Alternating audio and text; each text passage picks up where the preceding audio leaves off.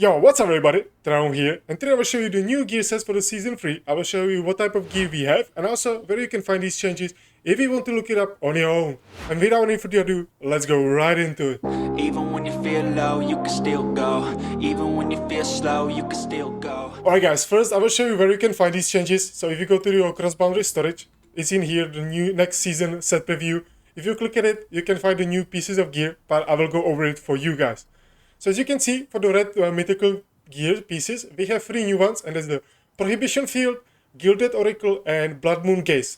So the Prohibition Field, it's one piece, it's classic mythical gear, one piece set, and it increases damage dealt by the Weaver's summon units by 25%. Each of the Weaver's summon units on the field increase the Weaver's damage dealt by 5% up to 15%. So it's pretty cool gear for summoners, I would say, so nice. And then let's go to the next one, the Gilded Oracle. And its AoE damage dealt by the Weaver is increased by 18%. Wow, this is huge for AoE dealers. For example, someone like Huberg, that comes to my mind, or Filter, that's gonna be pretty big for them. Like a lot of AoE damage. 18% doesn't sound like much, but it's a huge improvement if you can stack it up with other gears as well.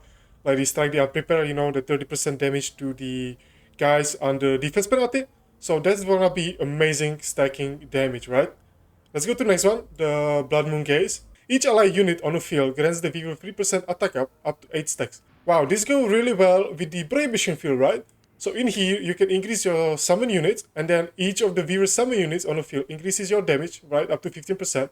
And then for every unit on the field, you see here, right, it's for each allied unit, not for each allied hero, a unit, so the summon unit should count. It grants the Weaver 3% attack up to 8 stacks, so there's another, 24%. Wow, so you can get 24% from this, if you have enough units on the field, and then from the Prohibition Field, you can get another 15. This is pretty huge, there's 38% bonus damage, right? And for someone like Premstar, who does AoE damage, I think it's coded as AoE damage, at least I hope. If you put it with the Gilded Oracle as well, that's another 18%. Alright, okay, I see the potential in here. And it looks like the summoners might be really good next season, because they do a lot of summoning, so there's gonna be a lot of units on the field. And these two mythical gears, the Prohibition and the Blood Moon Gaze, sounds pretty good for them. Okay, no, not bad, not bad. Then let's go to the blue mythical gear, and I believe we have 3 new ones as well. So we have the Break Bonds, then we have the Dune's Aegis, and then Wyrm's Aegis as well. So let's go to the Break Bonds first. And it does, when the Weaver damages a hero with a different element, damage dealt is increased by 20%, otherwise it is reduced by 5%. Does it mean that the different element that the unit that he is damaging is? I hope I understand correctly. So, for example, if this is like a necrotic damage dealer, and he damages someone from like Radiant School, does it mean he gains the 20% damage bonus? I think that's how it works, right? But if you damage, like a necrotic damage dealer damages another necrotic unit, it's gonna be reduced by 5%, if I read this correctly. Like, let me know down below in the comment section if I understand it correctly, but I think that's what it is, right? Like, if you're damaging the other schools, or like other elements, you do more damage to them. Okay, sounds pretty good. This might be really good for Arena, I don't know. I will do a lot of testing with the new gears, that's what I'm really excited about for the next season. Let's go to the next one, the Dune's Aegis. Once again, one piece, and it reduces the effect of Ultimate Down on the Weaver by 50%. This effect is diminished if the Weaver is under any debuffs or control effects and is nullified under 2 or more. Alright, so it reduces your Ultimate Down, so you will not be as much heavily debuffed. You will not lose as much Ultimate Energy, okay? So that's pretty much what it is. This sounds a lot of like Arena gear, in my opinion. And it diminishes if the Weaver is under any debuff or control effect. So if he is under stun, the Ultimate Down energy on him will be like nullified pretty much if he's under 2 or more debuffs. Okay, sounds interesting. It might be really good for Arena. I don't know. Doesn't sound like crazy good, but for Arena, the Ultimate Down energy is all... Arena is all about who can cast first pretty much. If you can cast faster than the enemy, you usually win. Unless they have like some kind of really good protection, like damage, HP, something like that. But might be really good gear for Arena. Let's go to the next one, the Wyrm's Aegis. Each buff on the Weaver reduces damage taken by 5%. Each debuff increases damage taken by 5%. The final damage reduction from this effect cannot exceed 25%. But can it... Well, only the final damage reduction from this effect cannot exceed 25%. But if you have this piece and you are under like 6 different debuffs, does it mean that you take 30% increased damage?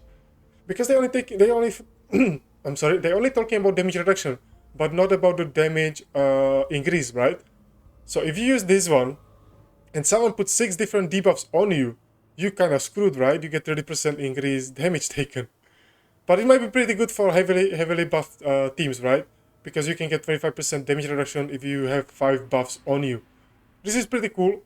It's gonna be, I think, really useful for bosses if you use teams with a lot of buffs. For example, Ice Blast heroes, they gain a lot of buffs when it comes to crit rate, crit damage, stuff like that. So they are usually under 5 buffs. So might be pretty good for them if you want them to build with more survivability. Interesting. Let's go to Legendary Gear. That's all the mythical gears. We have 6 new ones. So once again, Prohibition Field, Gilded Oracle, Blood Moon's Gaze are the 3 red mythical gear pieces. And then for the blue ones, we have the Break Bonds, Dune's Aegis, and then Wyrm's Aegis as well. Now, let's go to Legendary. I don't think we have any new ones when it comes to the red ones. Yeah, I don't think there's a new one. The Sunfire Glow? Maybe? I think the Sunfire Glow, right? That's a new one. I'm not 100% sure. It gives you 20% attack plus 20 skill haste, and 5% of HP damage dealt by the Weaver is converted into their max HP for 20 seconds, up to maximum increase of 30% max HP. At the cap, the Weaver damage taken is reduced by 15%. Yes, this is a new one. I don't think I've seen it in Season 2, so I'm pretty sure that's a new one. So if you have 3 pieces, you get a lot of HP and reduced damage, right? So might be good for some heroes that you stuck with a lot of HP. It's just interesting that it gives you, for 2 pieces, it gives you 20% attack up and then skill haste. And then 5% of the HP damage dealt by the Weaver is converted into their max HP for 20 seconds. Okay, so it's more like built for survivability, but you will still be doing a lot of damage. Interesting. Interesting gear sets. Wow. Let's go to the green one. I'm pretty sure this is a new one. And this one as well. These 2. The Verdant Rebuke and then Krau's Menace. Let's go to Verdant Rebuke. For 2 pieces, you get HP plus 20%, defense plus 20%.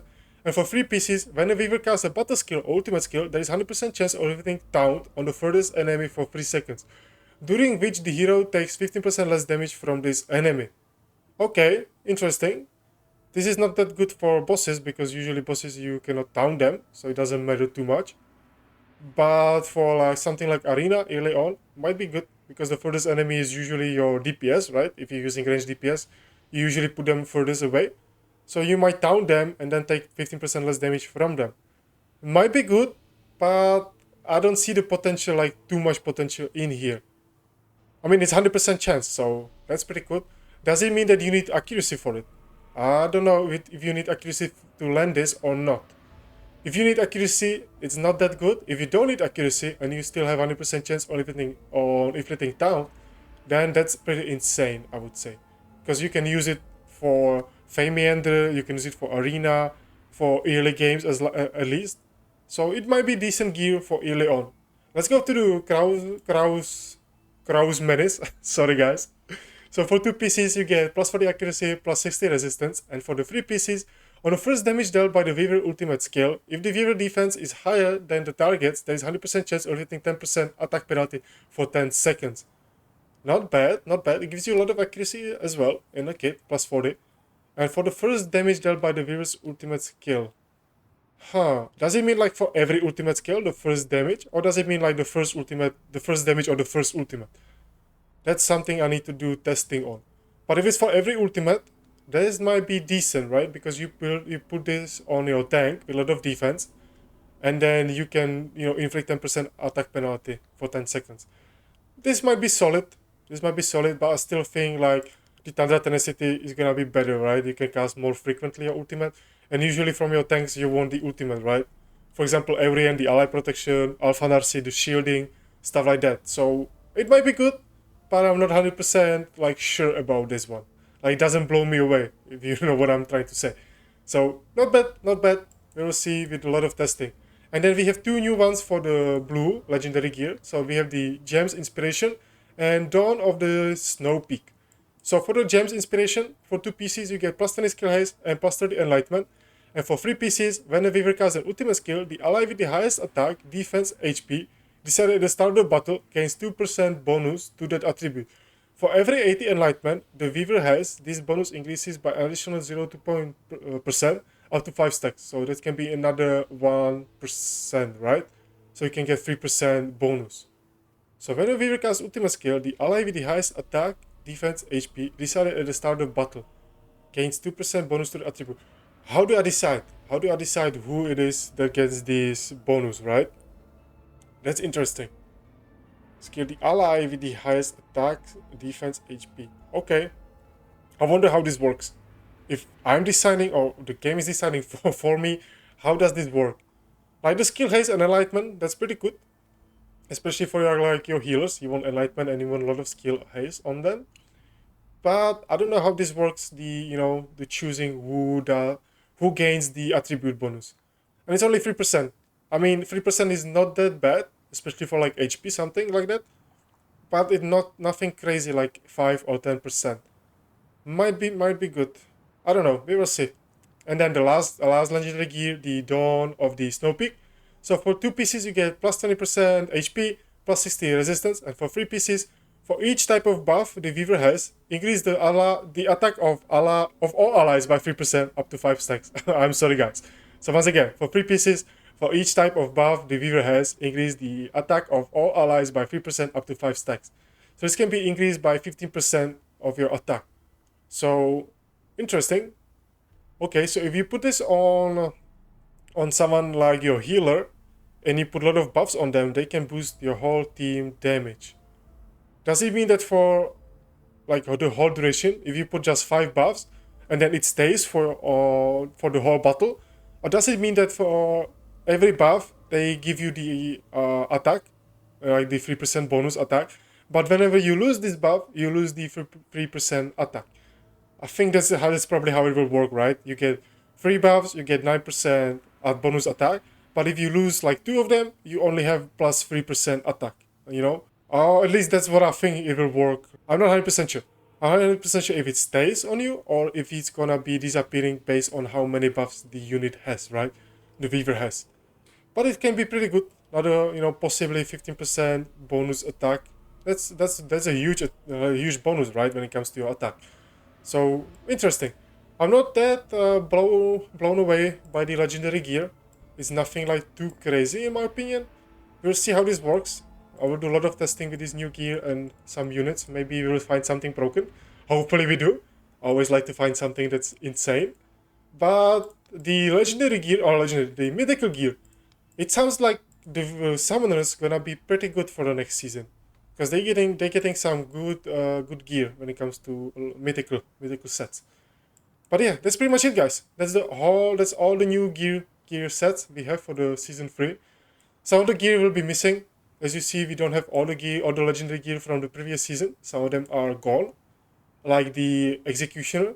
If for example, from the legendary gear, I don't see here the Executioner gear that give you the attack and 10% crit rate up. It's not gonna be here for the season 3. But there are gonna be some new gear sets to play with. I really like this. I really like this that every season there is some changes when it comes to gear. I really like this one. But yeah, that's all the gear.